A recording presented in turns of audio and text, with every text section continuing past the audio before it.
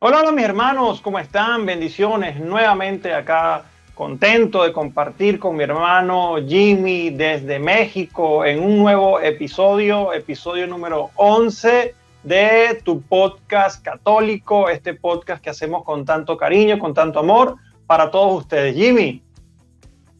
Qué tal, Miguel? ¿Cómo estás? Que Dios te bendiga. Qué alegría podernos encontrar nuevamente y siempre bregando, como diría una locución latina, ducing altum, bregando mar adentro, penetrando cada vez más en los mares de nuestra fe, en la inmensidad de nuestra fe y compartiendo con los hermanos estos conocimientos breves que hemos adquirido acerca de la doctrina de nuestra Santa Madre Iglesia. Amén, amén. Y bueno, Jimmy, no me lo has dicho, pero algunas personas sí me lo han comentado en las redes sociales. Raro que no me dijiste, me cambiaron el compañero, porque hay personas que me han escrito en todas mis redes sociales, pero no conozco a esa persona que está hablando. Yo digo, wow, no puede ser que una barba cambie tanto a una persona. Soy el mismo, hablo igual, soy la misma persona. Pero bueno, por algunas razones tuve que quitarme esa barba de tantos años, pero aquí estamos contentos.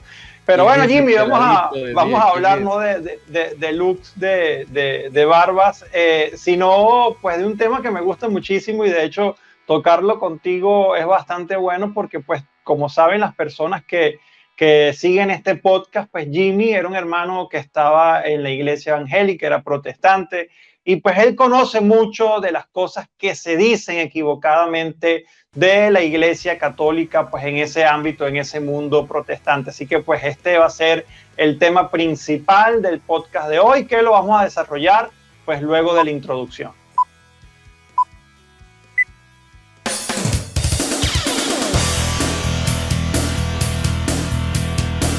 Por eso es importante que en nuestras vidas ocurran cambios.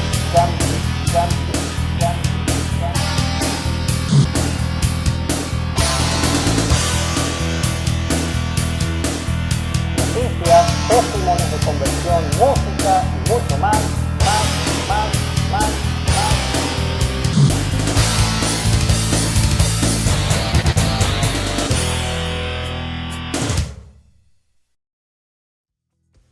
Y bueno, Jimmy, yo creo que está súper preparado para esto que se viene, porque pues como te digo, son preguntas que pues normalmente las escuchamos todos los días a través de las distintas redes sociales y a pesar de que se explique, a pesar de que pues se trate de hacer de la manera más didáctica, otros se hacen de forma un poco más profesional, pero de igual forma hay veces las personas cuando están pues muy cegadas no logran entender o pues se cierran tanto que pues siempre siguen repitiendo lo mismo, ¿no? Pero pues en este caso vamos a hacer nuevamente otro intento de que pues estas personas pues reconozcan pues que están en un error o por lo menos pues ya dejen de repetir las mismas cosas que se dice en la Iglesia Católica. ¿Okay? Yo te hago una pregunta pues antes de como entrar así en los temas principales, Jimmy, porque pues yo una vez, no sé si te sucedió a ti,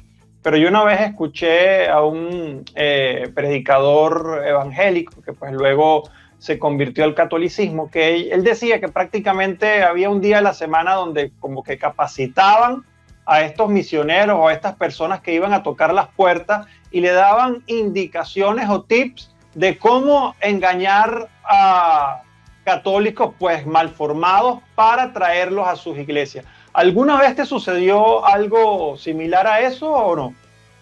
Bueno, para empezar hay que entender que quienes andan tocando las puertas son los testigos de Jehová, no precisamente la comunidad protestante como tal. ¿Y por qué hago la separación? ¿Acaso los testigos de Jehová no son protestantes? Pues no lo son. Es decir, no clasifican en ese mundo. Son peores. Sí, no son ni cristianos.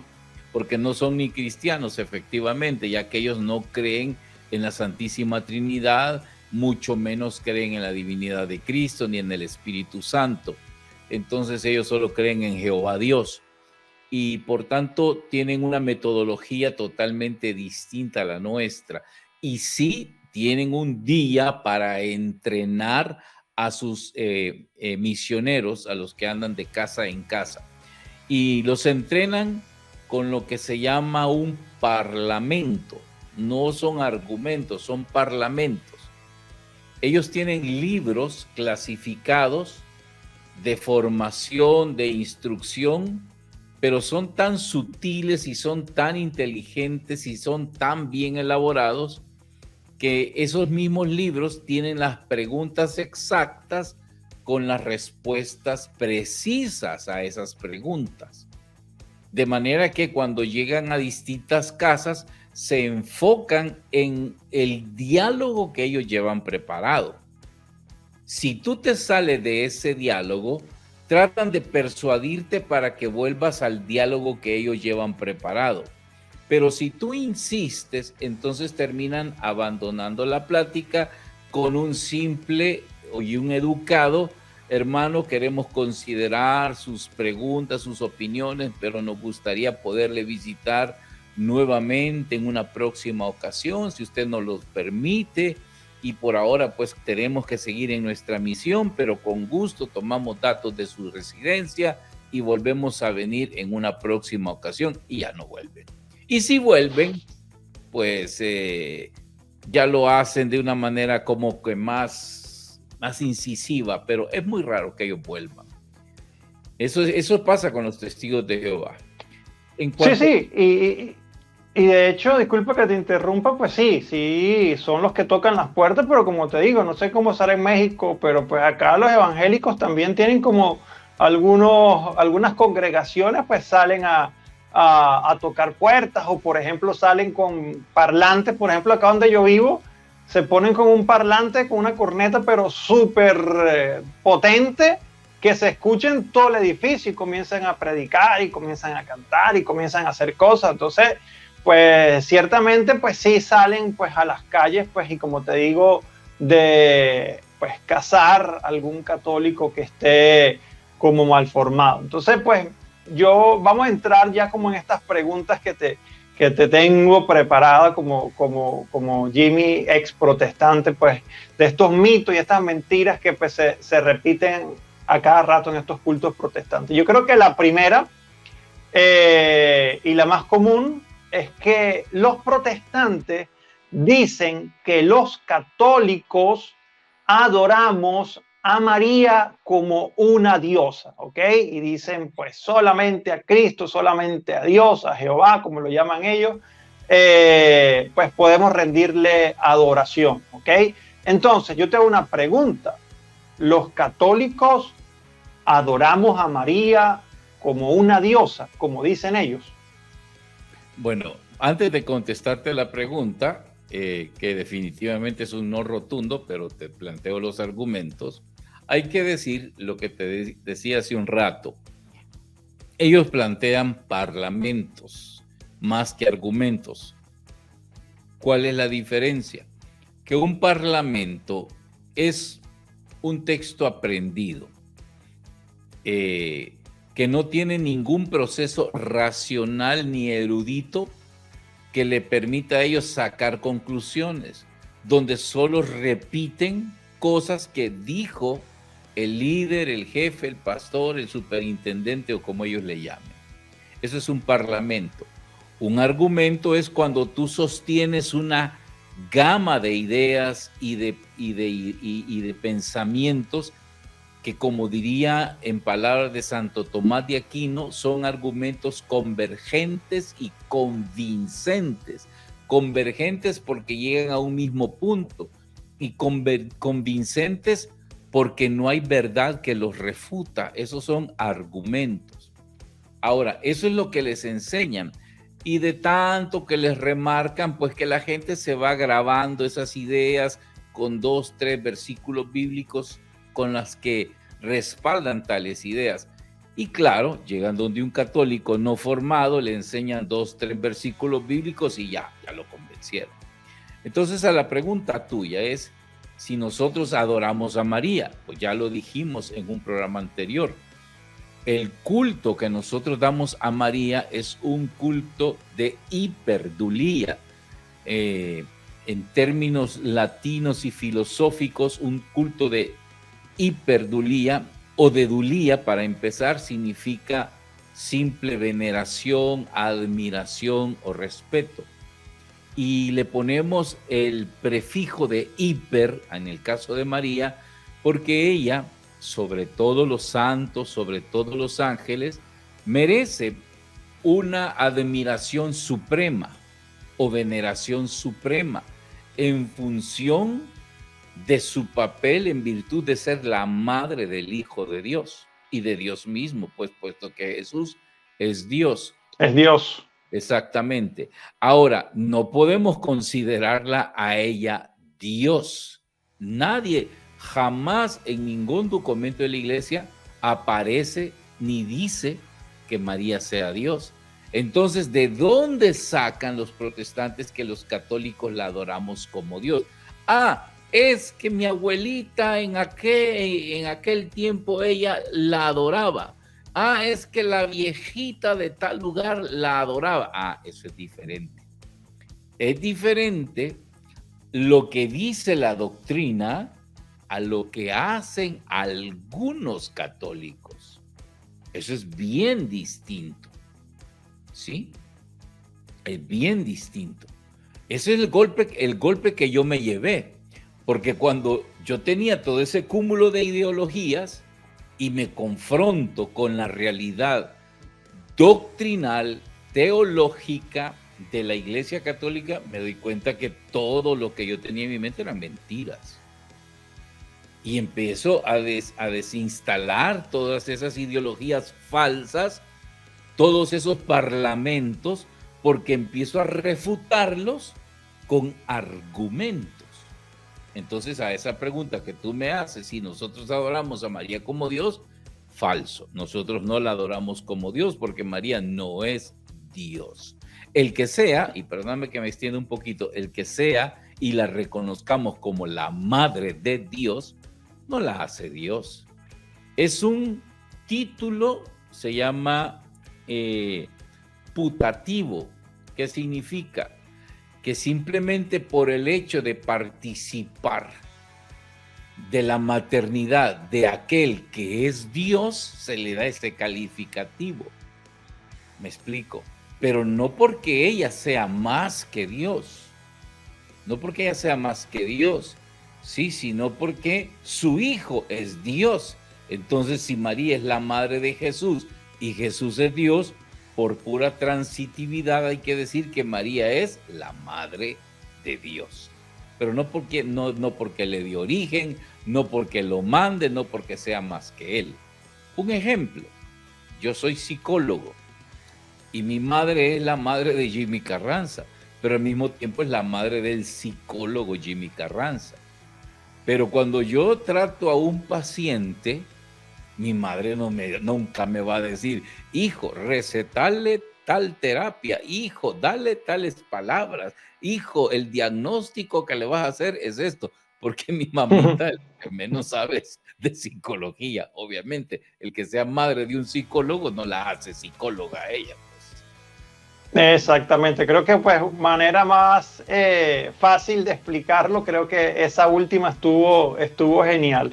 Y pues vamos con la segunda pregunta de este podcast tipo ¿Quién quiere ser millonario? No sé si allá en El Salvador y México jugaban este juego en la televisión de ¿Quién quiere ser millonario?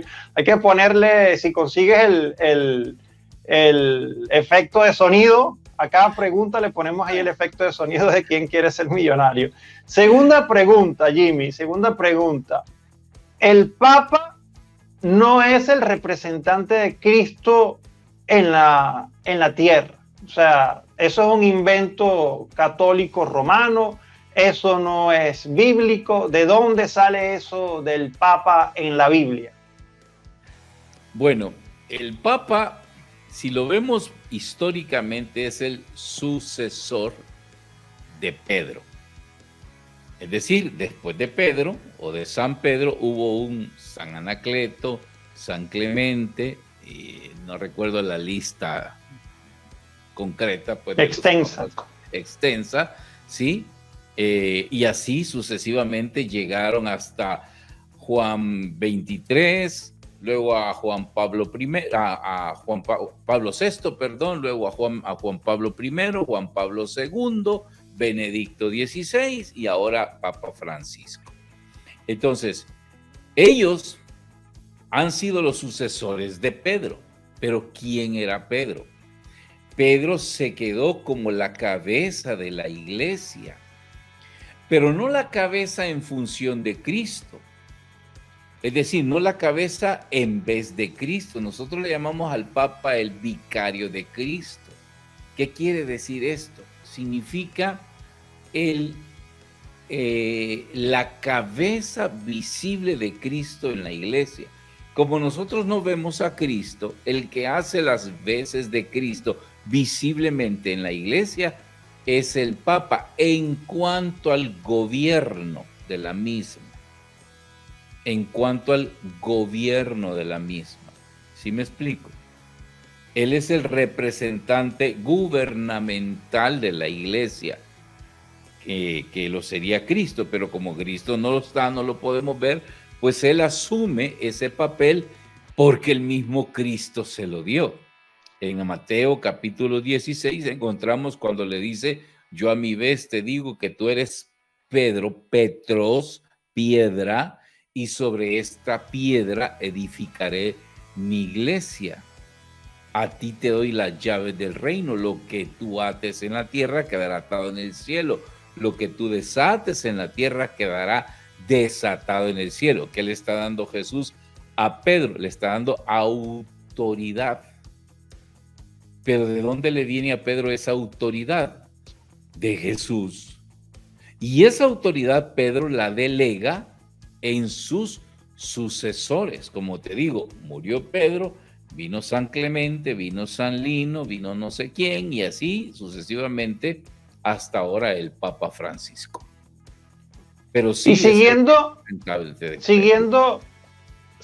esa misma línea, vamos con la siguiente pregunta, ¿ok? Porque pues estamos hablando de que pues el Papa viene de la sucesión apostólica, ¿ok?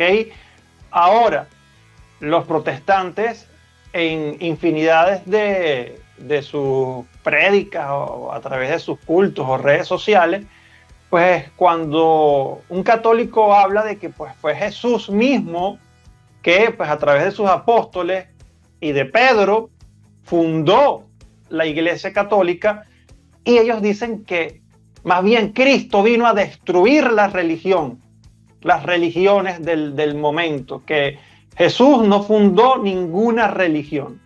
¿Qué tú opinarías sobre eso? Pues eso es falso.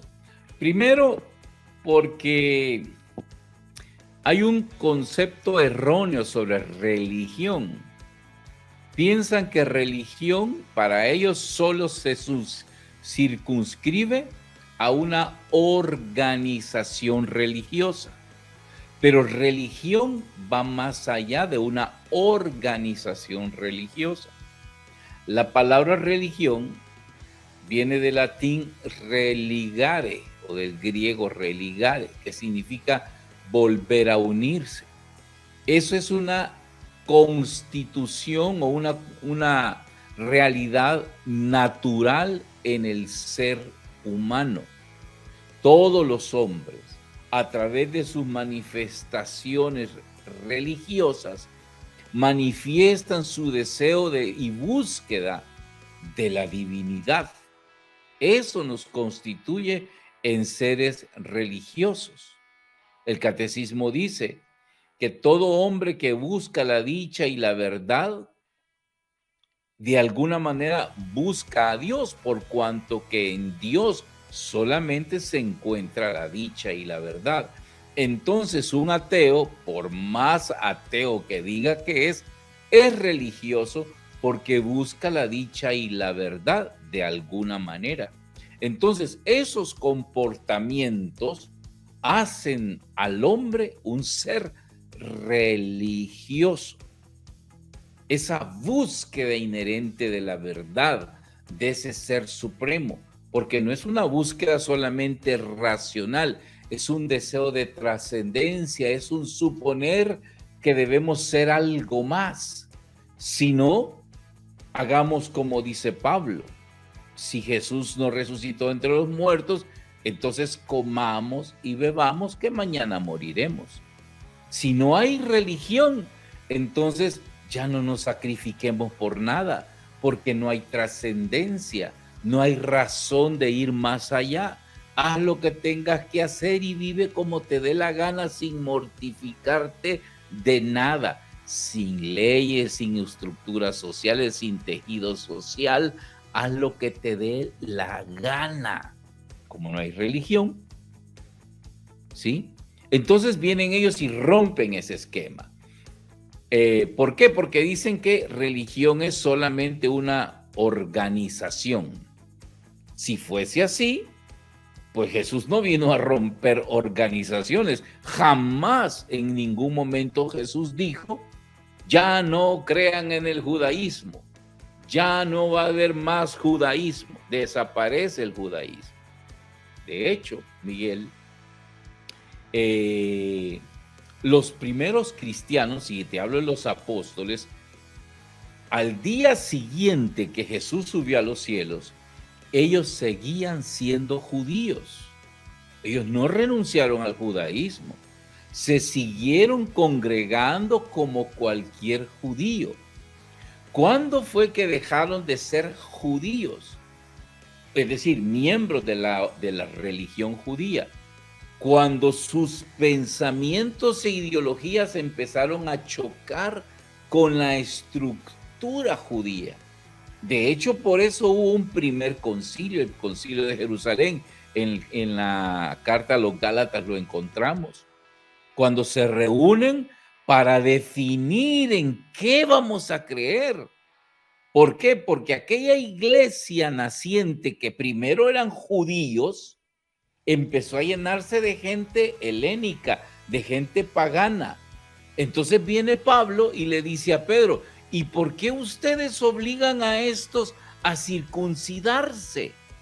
Si estos no tienen nada que ver. Ellos quieren vivir como Cristo, pero no quieren vivir como los judíos. Y no hay nada de malo en eso. Ellos quieren seguir comiendo chicharrón, pero a los judíos no les gusta el chicharrón, no comen chicharrón. Déjenlos que coman chicharrón. Me explico, estoy exagerando, pero en el sentido de comer cerdo. Sí, total.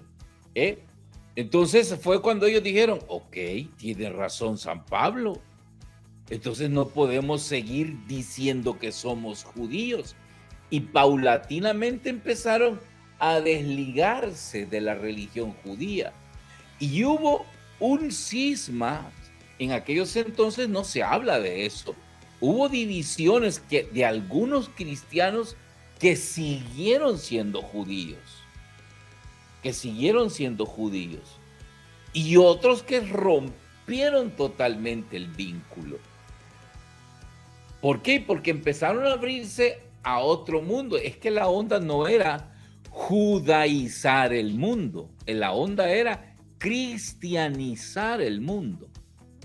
Entonces Cristo no vino a romper con el judaísmo, fue una consecuencia que se dio simplemente. Ahora, si tú notas, nosotros los católicos tenemos muchas prácticas de tipo religiosa parecidas a los judíos. Tenemos muchas prácticas, incluso algunas fiestas parecidas.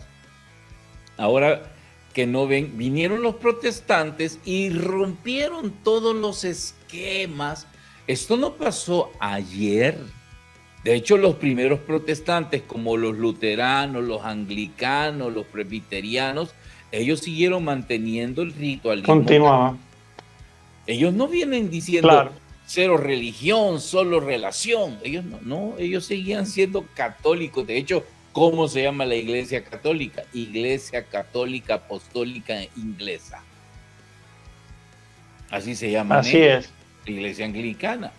Ahora, que ya aparecieron después, allá por 1960, no me creas mucho, pero por 1960 ya empezaron a aparecer otras sectas que ya con otros pensamientos, con otros criterios para justificar su propia separación de la separación de la separación de la separación y dijeron, no, que nosotros no vamos a hacer religión, nosotros vamos a hacer relación. Ah, pues qué fácil, qué fácil. Facilísimo, que pues hoy en día vemos en cada esquina, tristemente, pues cualquiera dice yo soy pastor y monta ahí cualquier cosa pues a su conveniencia, tristemente, ¿no? Ojalá que pues nuestros hermanos que vean este podcast pues nunca se sientan atacados, sino que más bien busquen todo lo que se está hablando acá, ni siquiera se queden con esta información solamente, sino que busquen también por su cuenta y comiencen a verificar y a comparar si lo que están viviendo como fe pues tiene que ver con el cristianismo primitivo. Ahora vamos con la siguiente pregunta, que es una pregunta también pues súper común entre los hermanos separados, ¿ok? Y es, o sea, con el argumento cuando te contradicen de que Jesús no fundó la Iglesia Católica, ellos dicen que la fundó fue Constantino, ¿ok? Entonces, ¿qué tú le dirías a estas personas que pues repiten bastante esto de que Constantino fue que fundó la Iglesia Católica? Bueno, primero que nada, ellos creen en muchas cosas que aprobó la Iglesia Católica fundada por Constantino, según ellos, y ahí hay una contradicción, empezando porque la Biblia no se aprobó por los cristianos primeros antes de Cristo, antes del siglo IV, porque la Biblia se aprobó en el siglo XV, en el Concilio de Trento, por la Iglesia que según ellos fundó Constantino. Entonces, ¿cómo ellos creen en la Biblia que aprobó la Iglesia que fundó Constantino, pero no creen en la Iglesia que fundó Constantino? Ahí está una contradicción. ¿Me explico? Total. Cristo no dejó la Biblia. De hecho, no había Biblia al día siguiente de la resurrección. No había Biblia. ¿Cómo no? Ya habían escrituras, porque Jesús habla de la escritura. Había Antiguo Testamento. Pero que conste, el Antiguo Testamento fue aprobado y canonizado en el siglo 100, en el Concilio de Yamnia, después de Cristo, año 100 después de Cristo, en el siglo I después de Cristo. Fue establecido canónicamente. Y desde ese momento, el último libro de la Biblia se escribió también en el año 100, que estamos hablando del Apocalipsis de San Juan. Fue el último libro que se escribió, no porque se escribieron cronológicamente, sino que casualmente el último libro de la Biblia se escribió de último, ¿no? Te estoy diciendo cuántos tiempos se llevó a escribirlo. Segundo, hubo cientos de libros de corte neotestamentario que se escribieron, pero muchos se rechazaron y solo se dejaron 27. ¿Quién dejó solo 27 libros para el Nuevo Testamento? La Iglesia que según ellos fundó Constantino. Entonces, ahí hay una contradicción, ¿no crees? Sí, no, total, y pues es algo que, como te digo, o sea, tristemente pues solamente se repiten, pero no buscan, o sea, no leen. O sea, de hecho, San Ignacio de Antioquía, antes de que naciera Constantino, ya llamaba a los cristianos, ya los llamaba católicos. Entonces, pues es triste que pues sigan en este tipo de errores, pero pues estamos haciendo este cuestionario a ver si le llega a algunos de ellos y por lo menos les da pues la intención, ¿okay? Esa intención, sí, claro, de buscar un poco más, ¿ok? Vamos acá con la siguiente pregunta, y la siguiente pregunta también es súper bien. Yo creo que escogí las que son las más top, ¿ok? Y es, ¿para qué yo le voy a pedir a los santos? ¿Para qué yo le voy a pedir a la Virgen si yo le pido es al jefe? Yo le pido es a Dios. Yo no tengo que tener ningún intercesor. ¿Qué tú explicas con eso desde la Biblia? Bueno, la Biblia nunca ha dicho de que no tenemos por qué interceder unos por otros. La Biblia dice, la oración ferviente del justo tiene mucho poder. Santiago Apóstol en su carta dice que cuando estemos enfermos pidamos a los presbíteros que oren por nosotros. ¿Cómo se llama eso? Intercesión, ¿no? Pero por ejemplo, ellos acá, cuando tú les hablas sobre esas citas, por ejemplo, ellos dicen, pero es que estaban vivos, ¿no? Tú no le puedes pedir a la Virgen porque la Virgen está muerta y los santos están muertos. Entonces hay que decir lo mismo que Cristo le dijo a los judíos, que creían que Jesús, que los muertos no resucitaban. Entonces les dice Jesús, entonces, si Abraham está muerto, si Isaías está muerto, si Elías está muerto, ¿por qué le llaman el Dios de Abraham, el Dios de Isaac, el Dios de Isaías? ¿Acaso Dios es un Dios de muertos? Entonces, el Dios que nosotros tenemos es un Dios de vivos. Nosotros creemos en la vida eterna. Parte de nuestro credo es creemos en la vida eterna. Entonces los que murieron en Cristo, el mismo Jesús dice que no te he dicho que si crees vivirás, y todo el que ha muerto y cree en mí resucitará. Palabras de Cristo a María de Betania o a Marta de Betania. Entonces, ¿cómo podemos atestiguar o decir que San José está muerto? Que San Juan, Bautista, por ejemplo, está muerto. Si Jesús decía, el más grande en el reino de los cielos es más pequeño que San Juan Bautista. Y no hablaba de él en tiempo pasado, hablaba de él en tiempo presente, después de que San Juan Bautista había sido eliminado y asesinado por Herodes. Y ahora viene con... excelente, Jimmy, excelente. Disculpa que te atajé allí porque pues ya venía como pensando en la que hay que redoblar tambores porque es la más popular de todas, ¿ok?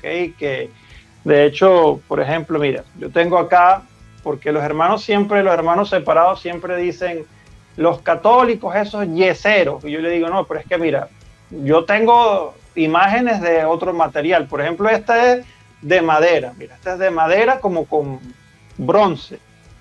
Y acá tengo otra virgencita y esta es tallada en piedra. O sea, de hecho, yo de yeso no tengo. Tendré que buscar una porque no tengo de yeso.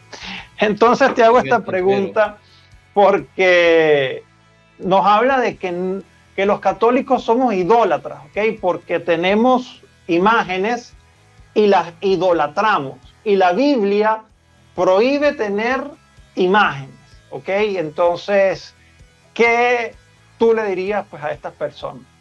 Bueno, primero que nada, permitime hacerme propaganda en mi canal en qué creemos los católicos. Ahí tengo un tema donde me expando muy bien, que se llama Santos, Ídolos o Imágenes, así se llama. Deberías ponerlo acá en la descripción de este video para que las personas interesadas la vean.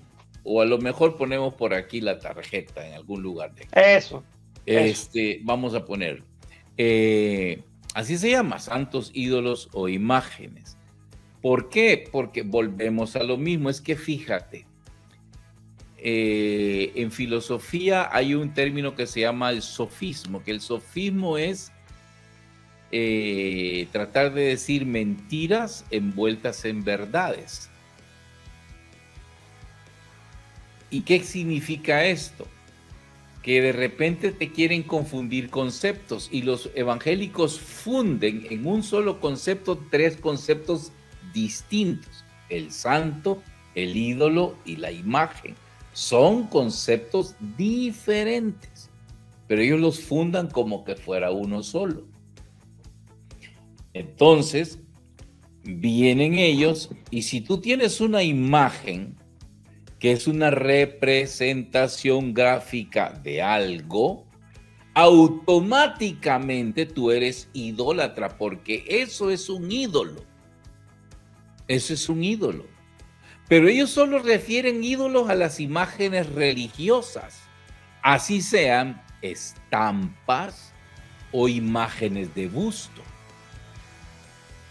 Pero si nosotros utilizamos ese mismo concepto para las fotografías, entonces una fotografía es un ídolo. También. De hecho, la palabra imagen viene del griego iconógrafo, que es representación. Entonces, la prohibición que aparece en la Biblia sobre las imágenes es: no te harás imagen de lo que está en el cielo, de lo que está en la tierra, de lo que está abajo de la tierra, ni te postrarás ante ellas para adorarlas. Así lo dice Éxodo 24. No te harás imágenes para adorarlas. Pero más tarde Dios mismo manda construir una serpiente abrazada en un mástil, imagen de lo que hay en la tierra. Luego le dice a Salomón: cuando construyas el templo, en la entrada vas a hacer una pila sostenida por 12 bueyes, imagen de lo que hay en la tierra. Y en el atrio principal, en el lugar santo, donde está el arca de la alianza, el lugar santísimo, va a estar custodiada por 2 querubines de 12 metros de ala, de envergadura de ala a ala, de oro macizo, imagen de lo que hay en el cielo.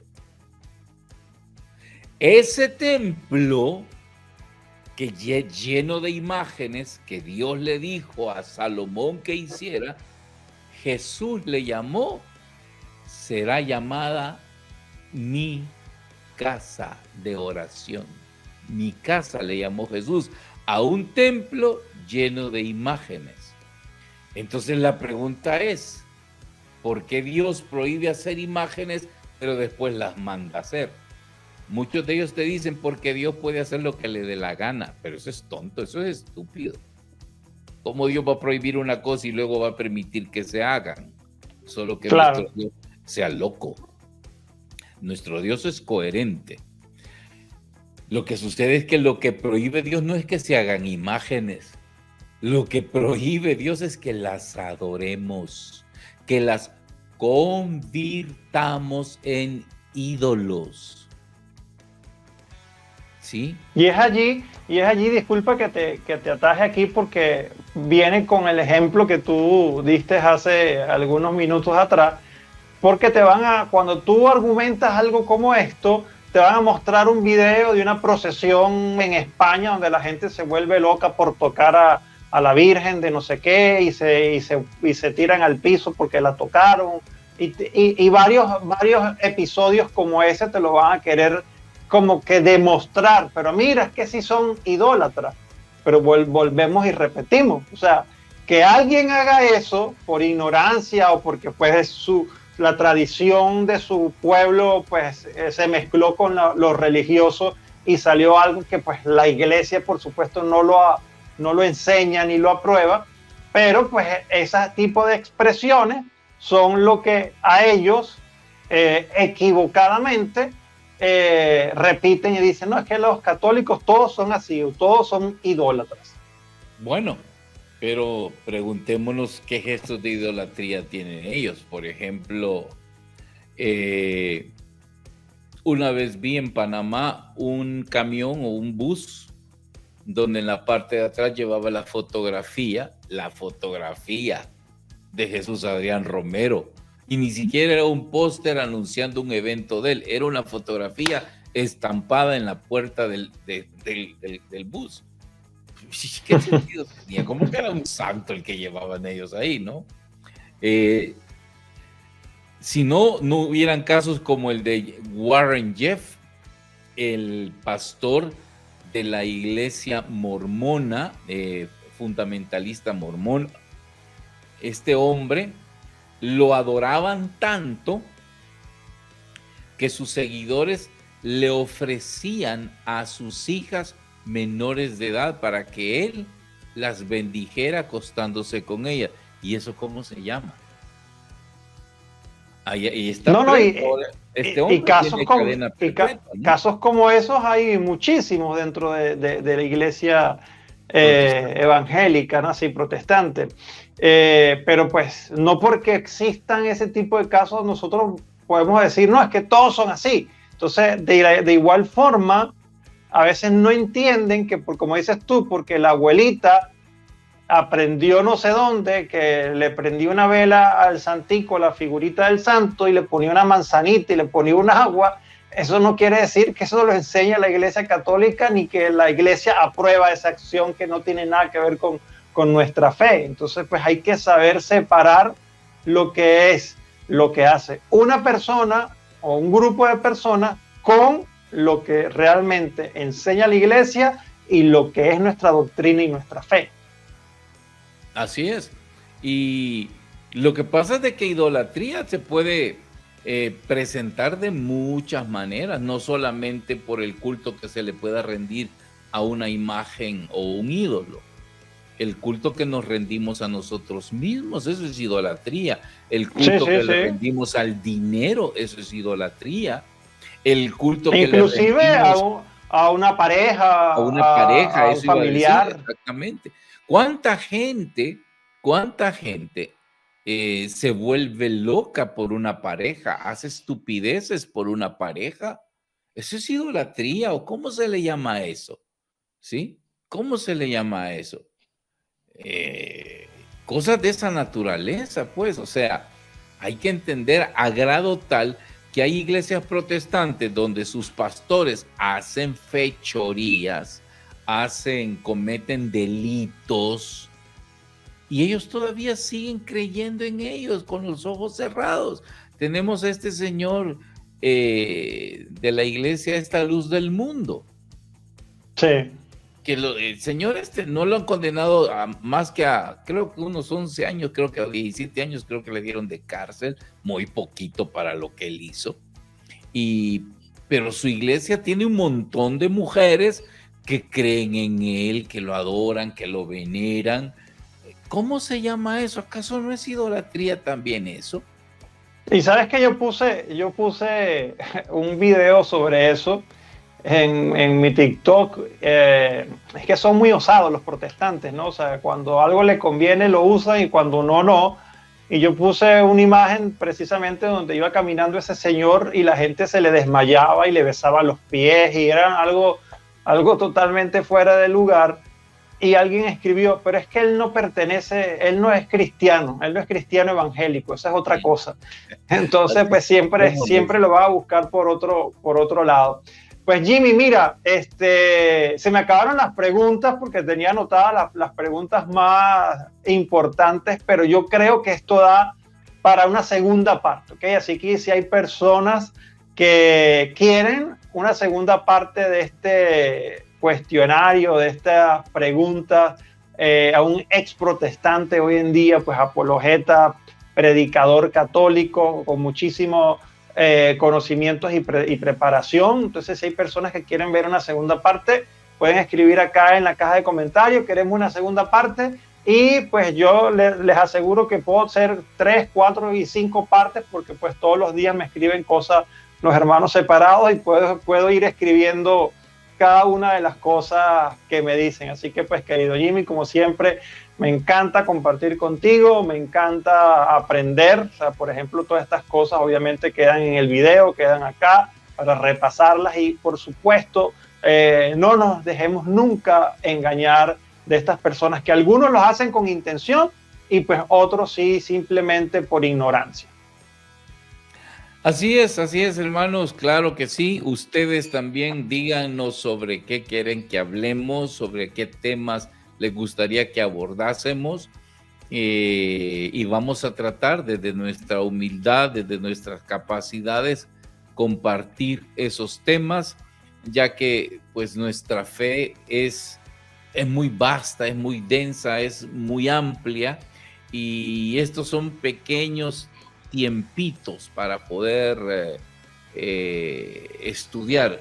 Yo recuerdo una vez me decía alguien, Jimmy, ¿por qué no hace unos 3 videos explicando, dándonos un curso de Biblia para que la gente entienda que no sé qué? Pues sí, les digo, yo lo puedo hacer, pero a mí me tocó casi 2 años estudiar Biblia en la universidad y vamos a hacer un curso en 3 videitos de 15 minutos. Claro. Como difícil, ¿no? Pero es importante que nosotros con este podcast aportemos un poquito. No es la gran cosa, pero es un poquito, ¿verdad? Así que pregúntenos, ahí tienen la caja de comentarios para que nos pregunten. Amén. Amén. Bueno, querido hermano, un gusto siempre compartir, como digo, siempre acá y en todas partes. Los quiero mucho. Se me cuidan, no se olviden de suscribirse, darle la campanita, compartir, es evangelizar. Se les quiere. Chao, chao. Hasta luego, bye bye.